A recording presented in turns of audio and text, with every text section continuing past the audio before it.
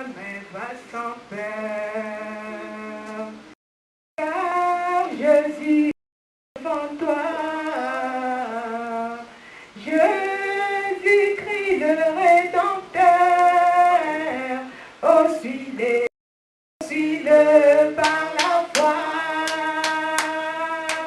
Et maintenant saisis la main de ton sauveur, car lui est l'éternel bonheur.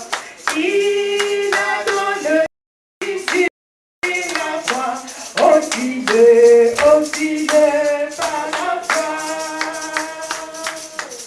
Et si tu tombais en chemin,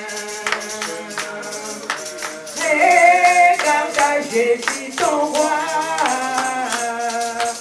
Il est dans le lieu très saint, et il prie pour toi.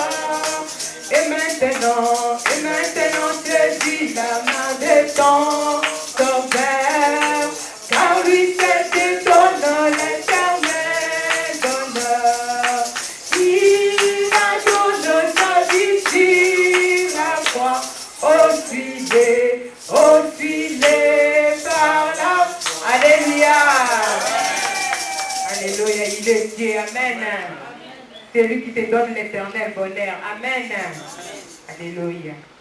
Bien-aimé, Dieu est amour, amen. Dieu est bon. Et il veut un bonheur éternel pour chacun de nous. Amen. Oui. Ce matin, bien-aimé, je vais te dire, Dieu t'a donné le bonheur éternel. Dieu t'a donné l'héritage. Mais tu perdras l'héritage que Dieu t'a donné par ta faute. Amen. Pourquoi tu perdras cet héritage? Parce que tu t'es détaché de ton Dieu qui t'a donné ce bonheur. Amen. Voilà pourquoi je vais nous demander de rester attachés à notre Dieu. Amen. Restons attachés à la source. Puisque dès que tu as cet héritage, ce bonheur, et que tu te détaches de cette source qui t'a donné, en tout cas, tu vas te perdre. Amen. Nous allons prendre nos Bibles. Nous allons lire dans Luc 15, à partir du verset 11. Je vais demander à Papa Damien et Papa Julien, ils vont être prêts, puisqu'ils vont m'aider à lire. Luc 15.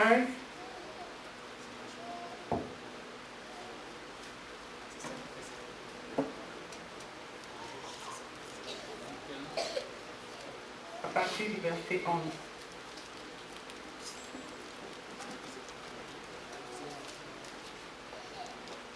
Jusqu'à la fin.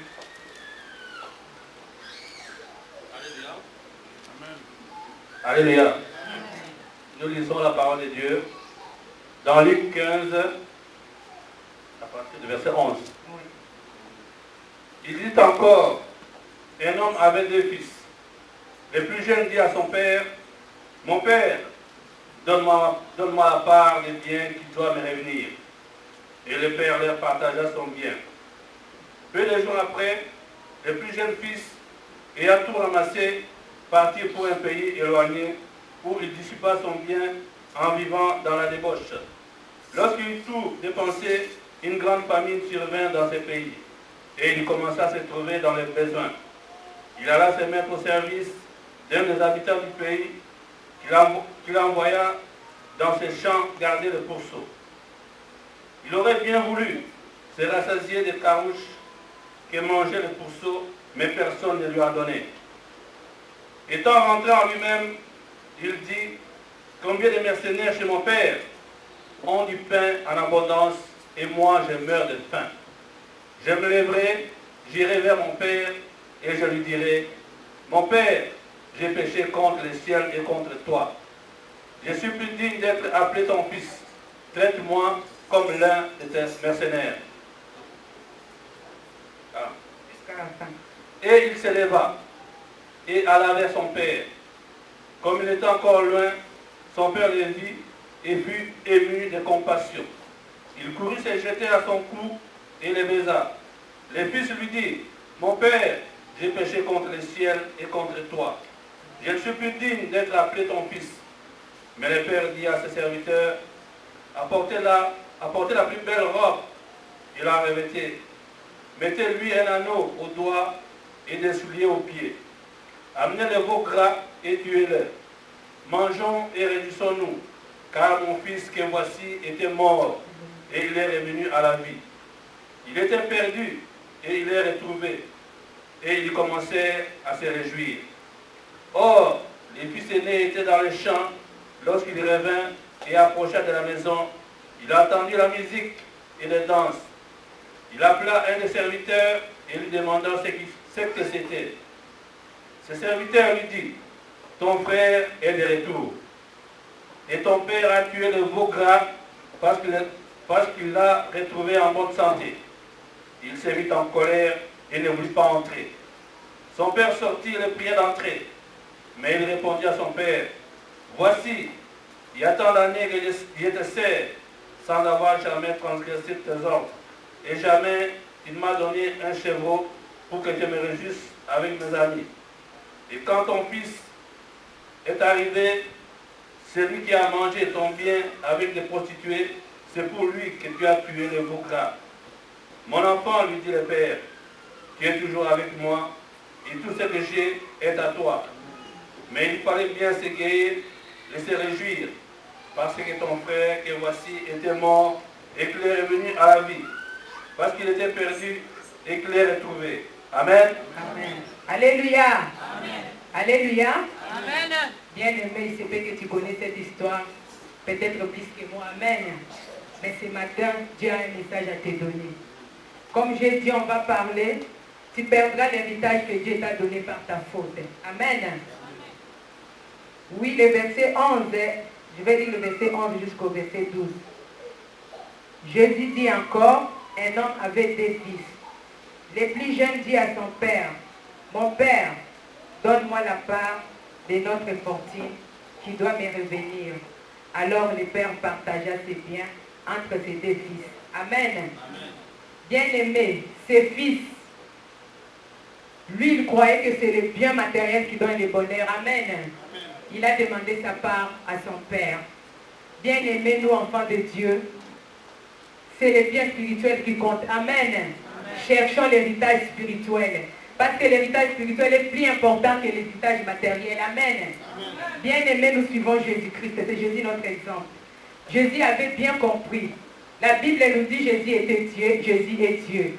Mais Jésus voyait que la gloire terrestre était pour un temps. Amen. Voilà pourquoi il n'a pas cherché à s'égaler à Dieu le Père. Il a cherché la gloire éternelle.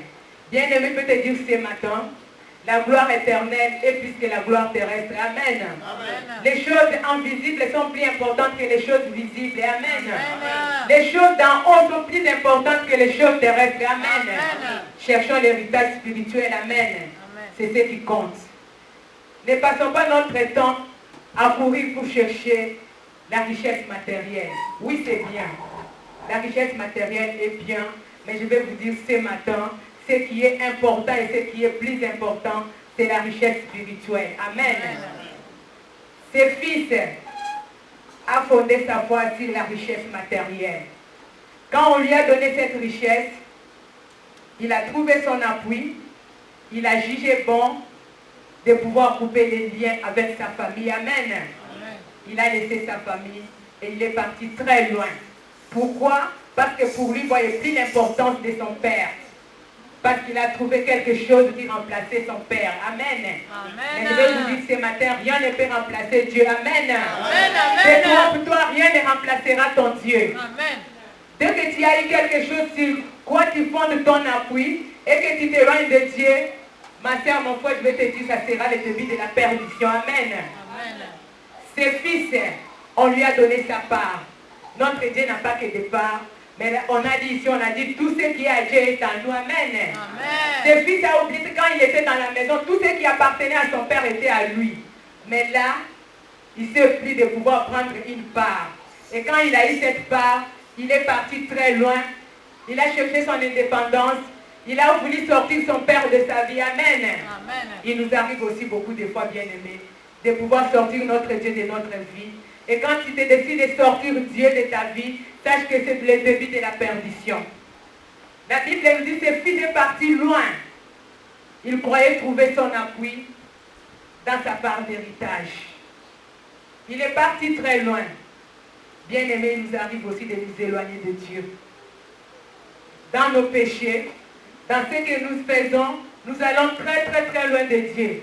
Et ce matin, je vais te demander, où est-ce que tu as trouvé ton appui? Dans ta femme, dans ton mari, dans ton travail, ou bien dans ton intelligence? Bien-aimé, je vais te dire, tous ces appuis passeront, mais seul est le Dieu éternel qui ne passe pas. Amen. Amen. Tes appuis-là vont un jour être à la fin. Mais Dieu est là éternellement. Mettons notre confiance et notre appui puisse être fondé sur notre Dieu, parce que notre Dieu et sa parole ne passera jamais. Amen. Amen. Oui. Je vais demander à Papa Damien de prendre le verset 14. On va avancer au fur et à mesure, 14 et 16. Nous lisons la parole de Dieu. Toujours dans Luc 15, verset 14. Lorsqu'il eut tout dépensé, une grande famine survint dans ce pays et il commença à se trouver dans les besoins. On nous a dit, ce fils est parti. Il a tout dépensé dans les désordres. Amen. C'est comme chacun de nous peut-être des fois on se dit, laisse-moi vivre. Mais bien aimé, je vais te dire, la vie que tu mènes sans Dieu, ce n'est pas une vie, mais c'est la mort. Amen. Amen. Toi qui dis que tu vis, tu ne vis pas, je te dis que tu es en train de mourir petit à petit. Amen. Amen. Toi qui te crois faire d'ambiance, toi qui te crois faire n'importe quoi, et tu te dis que je profite de ma jeunesse. Oui, la Bible nous dit, jeune homme, réjouis-toi, mais sache qu'un jour tu passeras en jugement. Amen. Amen. Toi qui dis que la vie là que tu mènes, c'est une vie, mais sache-le ce matin, que ce n'est pas une vie, mais c'est la mort. Amen. Comme ce fils qui a cru avoir quelque chose et sortir son père de sa vie et aller très loin. Bien aimé, la finalité, on nous a dit, il a manqué de tout. Amen. Il a manqué de tout. Lui qui était un enfant bien aimé dans la maison, il est parti servir. Amen. Il a quitté d'être enfant, fils bien aimé, à la servitude. Amen. Il est parti servir l'étranger. Bien aimé, je vais te dire, dès que tu vas essayer de sortir Dieu de ta vie, tu seras en servitude. Amen. Tu vas servir le diable. Tu vas servir l'autre camp parce que tu as quitté ta maison et tu es parti dans l'autre camp. Donc restons attachés à la source, restons attachés à notre Dieu. Je vais vous montrer ici les conséquences de l'éloignement. C'est ce que ce fils a enduré. Il a manqué de tout. La richesse qu'il avait, il n'avait plus rien. Pourquoi? Parce qu'il a sorti celui qui était source de sa richesse de sa vie et il est parti loin. Il nous arrive aussi des fois de pouvoir sortir Dieu de notre vie. Nous décidons seuls, nous faisons seuls ce que nous voulons, mais sache que tu vas te retrouver dans l'éloignement et tu vas te retrouver dans la mort. Comme ce fils, il a laissé sa maison là où il était, mais il est parti servir à l'étranger. Amen. Amen. Papa David va continuer, verset 17. Donc après avoir tout terminé son argent, il alla se mettre au service d'un des habitants du pays qu'il envoya dans ses champs garder les pourceaux. Il aurait bien voulu se rassasier de carouges que mangeaient les pourceaux, mais personne ne lui en donnait. Étant rentré en lui-même, il dit, combien de mercenaires chez mon père ont du pain en abondance et moi je meurs de faim. Amen. Amen. Alléluia. Oui, ce fils est parti. Nous avons vu les conséquences. Il a manqué. Amen. Il a manqué. Mais ce que j'ai admiré dans ce fils, c'est sa position de réflexion. Amen. Amen. Sa position de repentance. Il est rentré en lui-même. Il a réfléchi. Bien-aimé, voilà le début de la voie du salut. Amen. Amen. C'est quand tu te rends compte de tes faiblesses, quand tu te rends compte de tes manquements, voilà le début de la voie du salut. Mais bien aimé, si tu t'entêtes, si tu t'enorgueillis de ne pas voir tes faiblesses, tu seras perdu. Ce fils a réfléchi. J'ai laissé la maison de mon père. Je suis parti loin de mon père. J'ai sorti mon père de ma vie. Et voilà maintenant la vie que je mène. Moi qui étais fils dans la maison, maintenant je sers un étranger. Je manque même la nourriture. Voilà la bonne position que les enfants de Dieu nous devons adopter. Amen. S'il t'arrive de tomber, bien-aimé, relève-toi, réfléchis. Cherche la bonne voie. Dieu a dit, il a mis la vie et la mort devant toi. Mais il veut que tu puisses choisir la vie. Amen. Ce fils a réfléchi. Il est rentré au-dedans de lui-même. Combien de fois nous faisons semblant d'être bien? Combien de fois nous aimons la mauvaise voie que nous avons choisie? Bien-aimés, le début de la voie du salut, c'est quand nous réfléchissons et quand nous prenons une décision de pouvoir retourner à notre Dieu. Amen. Comme ses fils, toutes les fois que nous sommes loin de notre Dieu, réfléchissons et repentissons-nous.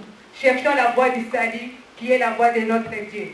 Oui, peut-être que l'orgueil va t'amener à ne pas reconnaître tes fautes. L'orgueil va t'amener à chercher la responsable ou les responsables de ta faute, de tes torts. Bien-aimé, ne cherche pas les responsables. Tu es seul responsable de ta faute. Amen. Tu es seul coupable devant ton Dieu. Ne soyons pas comme Adam qui a accusé sa femme Ève. Mais quand nous avons péché devant notre Dieu, nous sommes nous-mêmes responsables. Peut-être qu'il t'arrive de chercher les responsables de tes péchés. Si j'ai agi comme ça, parce que lui m'a provoqué. Mais devant Dieu, chacun de nous est amené à réfléchir et à prendre conscience de ce qu'il fait, qui n'est pas bon devant son Dieu, et de changer le chemin. Amen. Amen. Réfléchissons, revenons à nous-mêmes, c'est le début de la voie du salut.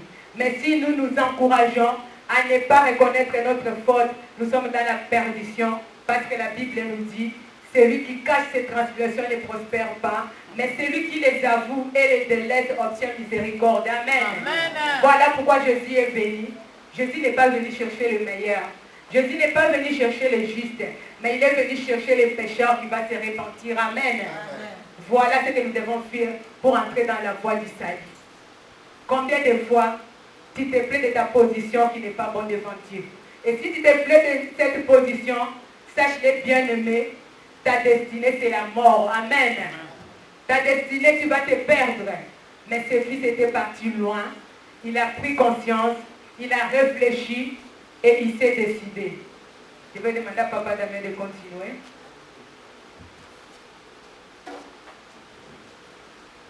Nous continuons. J'irai vers mon père et je lui dirai, mon père, j'ai péché contre le ciel et contre toi. Je ne suis plus digne d'être appelé ton fils. Traite-moi comme l'un de tes mercenaires. Et il s'éleva et alla vers son père. Comme il était encore loin, son père le vit et fut tout ému de compassion. Il courut se jeter à son cou et le baisa. Le fils lui dit, mon père, j'ai péché contre le ciel et contre toi. Je ne suis plus digne d'être appelé ton fils. Mais le père dit à ses serviteurs, apportez la plus belle robe et la revêtez. Mettez-lui un anneau au doigt et des souliers aux pieds. Alléluia. Amen. Alléluia. Amen. On nous a dit ce fils s'est levé.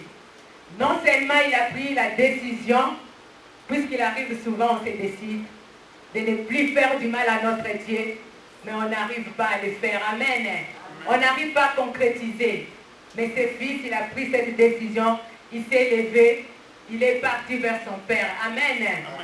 Bien-aimé, notre Dieu est amour. Notre Dieu est amour plus que ce Père. Ce Père, quand il a vu son fils de loin, la Bible nous dit, il a couru. Amen. Il est parti faciliter la tâche à son fils. Pour qu'il ne puisse pas se retourner encore derrière. Voilà ce que Dieu veut de nous. Dès que Dieu voit notre désir de changer, il vient à notre rencontre. Amen. C'est Jésus qui va vers l'homme. Amen. Comme ce Père est parti vers son fils pour l'aider, pour lui montrer son amour, puisque c'est ce qu'il attendait depuis longtemps, que le fils puisse revenir à la maison. Amen. Bien-aimé, il est bien qu'on rentre dans la maison. Quand on est dehors, on n'est pas dans la sécurité. Amen. Dehors, quand arrivera les intempéries, bien-aimés, tu ne seras pas en sécurité. Mais quand tu es à l'intérieur dans la maison, tu es protégé. Amen. Nous qui sommes sortis de la maison, je vais vous demander ce matin, comme ce fils est rentré vers son Père, rentrons vers notre Père qui est le Dieu, parce que là-bas, nous sommes entre ses bonnes mains. Nous sommes dans ses bras, nous sommes dans la sécurité. Parce que dehors, il y a les intempéries, il y a toutes sortes de choses. Nous sommes dans l'insécurité. Retournons à notre Père bien-aimé. C'est ce qu'il aime. Il nous attend patiemment. Il veut te voir retourner parce que ta volonté n'est pas que tu sois dans la misère. Amen. Bien-aimé, l'amour de Dieu est particulier. L'amour de Dieu est différent de l'amour des hommes. Amen. Ce n'est pas comme l'amour que nous disons, nous nous aimons. Ce n'est pas comme l'amour qu'on voit. Aime ton prochain, fais ceci, mais l'amour de Dieu est particulier. Amen. Pourquoi je vais vous dire que cet amour est particulier? Parce que Dieu, son amour est défini par les sentiments d'avoir un cœur, amen, de compatir à la souffrance de l'autre. Il compatit à ta misère. Mais toi qui dis que tu aimes ton frère, est-ce que tu compatis à sa misère? Voilà la particularité de l'amour de Dieu. Il compatit à ta souffrance. Il compatit à ma souffrance. Il regarde la misère dans laquelle nous nous trouvons et il s'est dit, je vais aller vers ces gens-là pour les sauver. Amen. Amen. Voilà pourquoi il te dit ce matin de rentrer dans sa maison. En dehors, tu es dans l'insécurité. Amen. Il y a le vent qui va venir, il y aura la tempête, mais tu n'es pas protégé. Mais dans la maison de ton Père, tu es protégé et tu ne manqueras de rien. L'expérience nous a montré. Toute personne qui s'est détachée de Dieu, la fin nous montre qu'ils sont dans la misère. Amen. Amen. Mais celui qui a enduré, qui a persévéré avec son Dieu, même dans la souffrance, la fin nous montre qu'ils sont des zéros. Amen. Amen. Voilà ce que nous devons faire. Retournons à notre Dieu. Retournons dans la maison de notre Père. Voilà l'appel que Dieu te lance ce matin. Toi qui as trouvé d'autres appuis, ces appuis sont passagers. Retourne dans la maison de ton Père. Il va t'accueillir. Amen. Il va te donner le même amour qu'il avait quand tu es parti loin de lui. Il va t'accueillir. Ce Père a couru vers son Fils. Il a accueilli. La Bible continue à nous dire, il a tué les faux. Il a acheté l'anneau. Il a acheté les vêtements. Bien aimé, toutes ces dépenses. C'est pour prouver son amour. Amen. Parce que ce Père était dans la joie. Son Fils qui était perdu, il est revenu. Amen. Voilà comment Dieu est dans la joie. Quand nous prenons cette décision de revenir à lui, quand nous sommes partis trop loin de lui, Dieu est dans la joie. Parce que le sang de son Fils a coulé sur la croix de Golgotha. Parce que tu coûtes trop cher aux yeux de l'Éternel. Et quand il te plaît dans la vie, que Dieu n'accraille pas, ça fait mal à Dieu. Voilà pourquoi il te dit, rentre. Il ne va pas t'accueillir en esclave, mais il va t'accueillir en roi et en reine. Amen. Ce Père a tué les faux gras. Ce Père a acheté l'anneau, les symboles de leur réconciliation. Amen. Veux-tu te réconcilier avec ton Dieu ce matin? Comme ses fils. Ce Père a dépensé. Et il n'a même pas jugé son fils. Il n'a même pas dit non. Toi, tu as pris l'héritage. Tu as pris la fortune qu'on avait, tu es parti. Mais il a facilité le chemin à son fils. Il a couru vers lui. Amen. Amen. Voilà pourquoi ce matin, Jésus vient vers toi dans ton cœur. Il te demande de te réconcilier avec lui. Peut-être que tu avais déjà coupé les liens. Combien de fois tu coupes les liens avec ton Dieu? Et combien de fois nous coupons des liens avec nos familles bien-aimées? Je sais que notre Dieu n'est pas le Dieu qui nous amène à couper des liens. Amen. Mais notre Dieu est un Dieu de réconciliation. Il arrive des fois, c'est vrai, on a déjà qu'on ne téléphone pas tout le temps. Mais quand tu sens la paix dans ton cœur, sache que tu n'as pas coupé les liens. Amen. Mais s'il arrive des années, quelqu'un avec qui tu te sentais bien et que tu as coupé les liens, ce matin, je vais te demander de te réconcilier avec ton prochain. Amen. Amen. Sois dans la paix avec ton prochain, mais avec la sagesse de Dieu, tu sauras comment te conduire avec cette personne-là. Amen. Amen. Ne coupons pas de liens. Ne nous cachons pas derrière le verset biblique pour dire que Dieu aime la séparation. Notre Dieu est un Dieu de réconciliation, mais qui nous donne la sagesse et le discernement. Et il nous demande d'être en paix avec tout le monde. Amen. Amen. Ce Père a acheté un anneau ce matin. Il a acheté un anneau qu'il a donné à son fils. Ce matin, Dieu veut te donner un anneau en signe de réconciliation. Amen. Il veut t'acheter un vêtement nouveau en signe de réconciliation.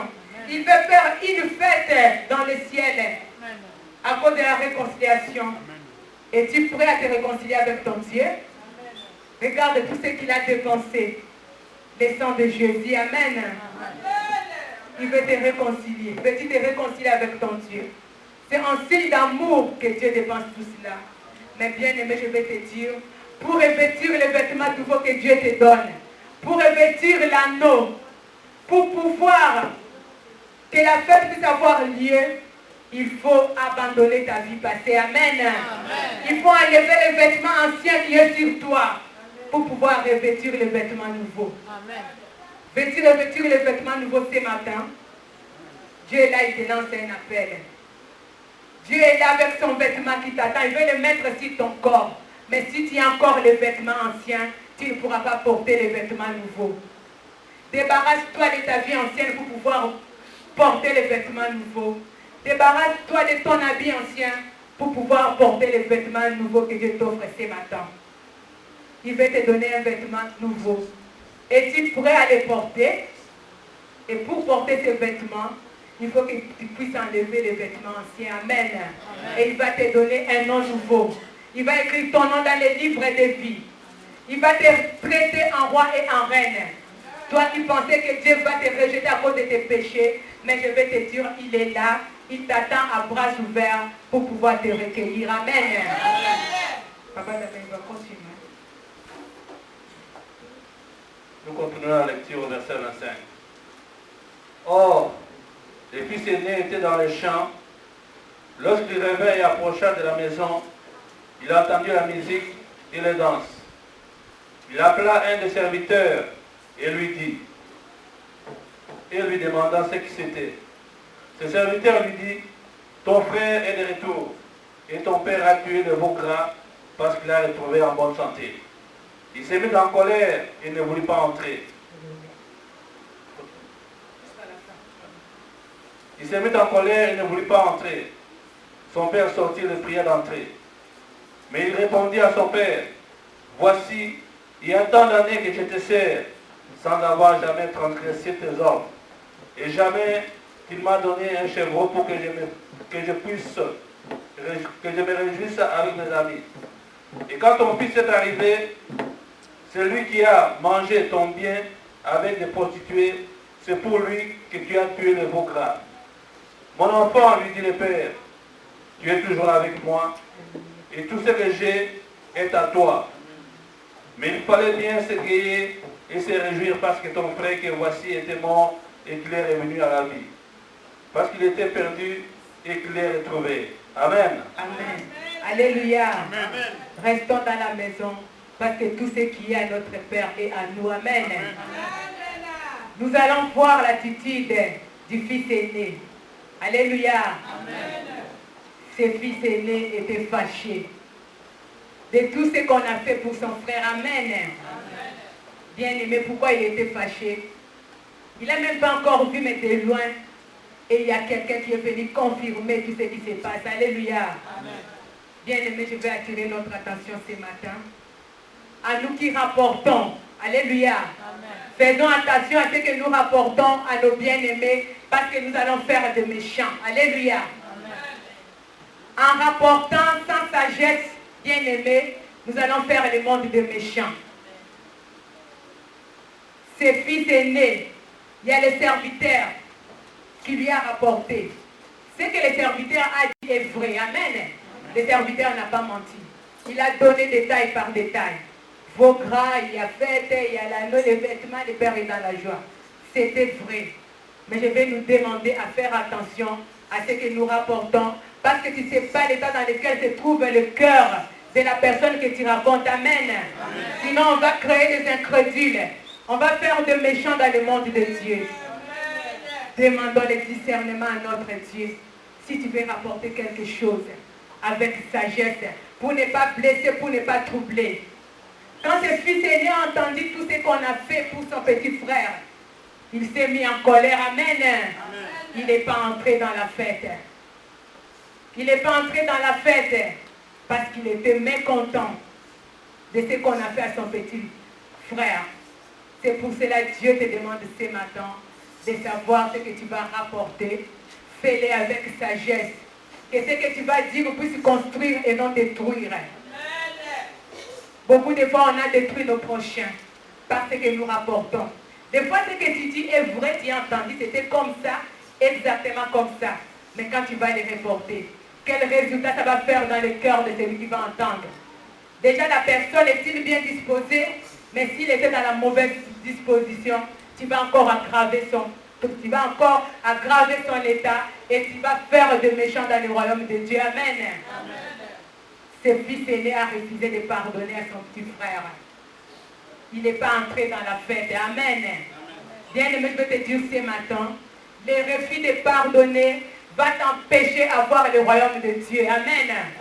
Toi qui refuses de pardonner à ton frère, tu n'entreras pas dans la fête comme ce fils n'est pas entré dans la fête de son petit frère parce qu'il a refusé d'accepter le retour de son petit frère. Ce fils aîné a cru que la grâce se mérite. Mais je vais te dire ce matin, la grâce ne se mérite pas. Amen. Amen. La grâce est gratuite. Ce fils aîné a pensé avoir le cœur de son père pour qu'il puisse faire la fête à cause des actions qu'il faisait. Amen. Amen. Mais ces dons-là de la fête que le père a accordé à ce fils qui est retourné, c'était gratuit. Ça ne se mérite pas par les actions. Amen. Amen. Le salut est gratuit. Mais celui qui est sauvé est condamné à faire de bonnes actions. Amen. Amen. Si tu es sauvé et que tu ne fais pas de bonnes actions, tu n'es pas sauvé. Amen. Les actions ne sauvent pas, mais tu es appelé et je peux dire que tu es condamné à accomplir de bonnes actions. Amen. Alléluia. Nous voyons les actions qui sont accomplies par les gens qui n'ont pas Jésus-Christ. C'est ni les sens de fait devant Dieu. Amen. Amen. Dieu ne reconnaît pas ces actions-là parce que des fois tu les fais pour être vu. Mais sache que si tu fais des actions sans un cœur régénéré, ces actions ne sont pas reconnues par Dieu. Amen. Amen. Mais un cœur régénéré, un cœur renouvelé qui accomplit de bonnes actions, voilà les actions que Dieu agrée. Amen. Amen. Le salut est gratuit. Le fils aîné est comme beaucoup de chrétiens qui croient mériter la grâce de Dieu. Et je vais te dire ce matin, Dieu fait grâce à qui il veut. Amen. Amen. La grâce ne se mérite pas. Ça ne servirait à rien de jalouser. Ça ne servirait à rien d'être en colère contre quelqu'un qui a vu la main de Dieu, qui a vu la grâce de Dieu dans sa vie. Sinon, tu vas t'exclure de la fête de toi-même. Amen. Amen. Tu vas t'exclure de la gloire de Dieu toi-même. Ce fils était en colère. Il croyait que parce qu'il était resté avec son père, il était fidèle, il faisait ça. Mais Dieu, il sait comment il récompense ses élus. Amen. Mais s'il fait grâce à quelqu'un, ça ne sert à rien de pouvoir se mettre en colère. Sinon, tu vas t'exclure de la fête toi-même. Alléluia. Amen. Ce fils s'est exclu de la fête. Il n'est pas entré en voyage la main de son père et son petit frère. Il était en colère. Il n'a pas voulu assister. Il a refusé de pardonner à son petit frère. Parce que lui, il croyait que la grâce s'est méritée. Comme je vous ai dit ce matin, la grâce ne se mérite pas. Mais celui qui est sauvé est appelé à accomplir de bonnes actions. Amen. Amen. Bien-aimé, es-tu dans la maison de ton père ou bien es-tu sorti dehors? Le père avait donné la richesse à ses fils et il l'a dépensé. Et toi, Dieu t'a donné son bonheur éternel. Mais je vais te dire ce matin, tu perdras ce bonheur, tu perdras la richesse que Dieu t'a donnée par ta faute. Amen. Amen. Je vais appeler Papa Damien de prendre Jérémie 17, verset 4.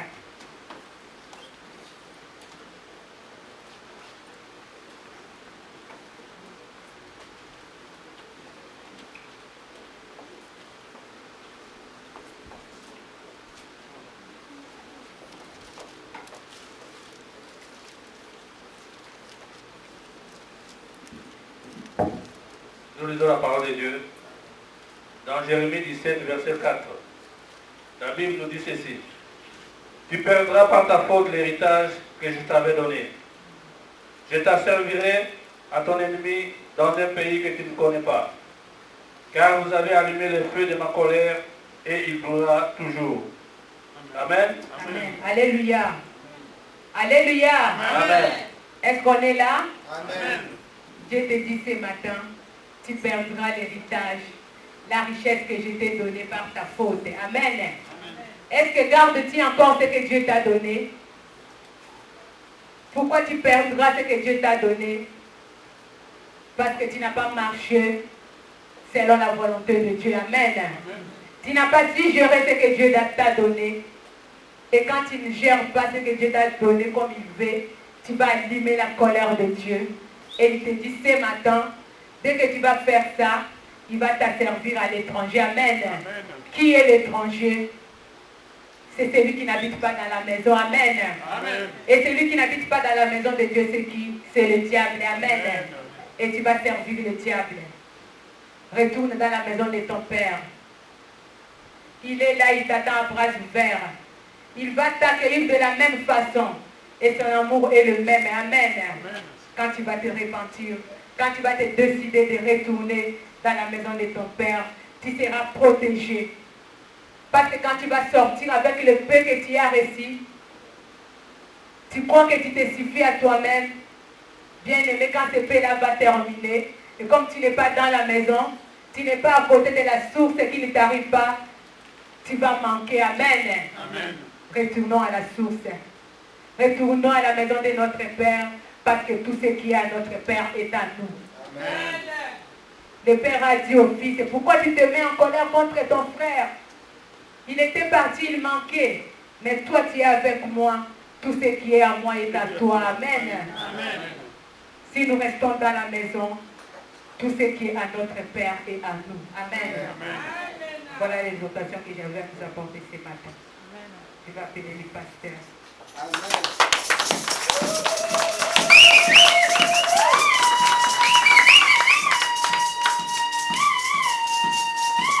Amen. Amen.